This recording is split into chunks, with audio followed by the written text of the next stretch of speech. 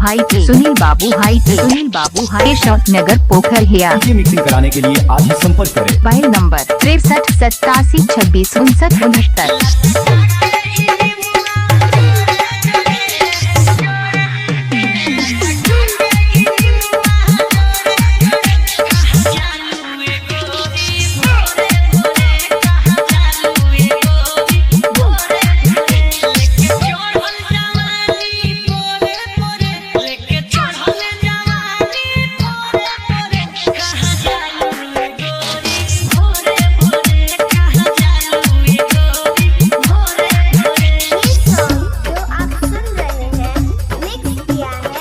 बाबू हाइट, सुनील बाबू हाइट, सुनील बाबू हाइट, शॉट नगर पोखरिया। मिक्सिंग कराने के लिए आज ही संपर्क करें।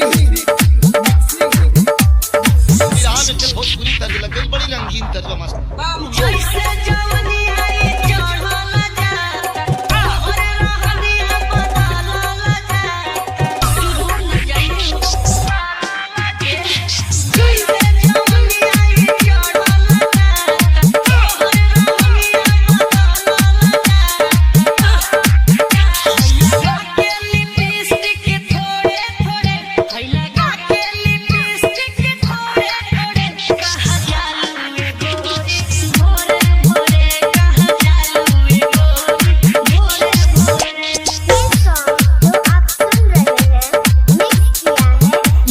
हाइट, सुनील बाबू हाइट, सुनील बाबू हाइट, शॉट नगर पोखरिया। मिक्सिंग कराने के लिए आज ही संपर्क करें। Mobile number 63 87 26 59 69।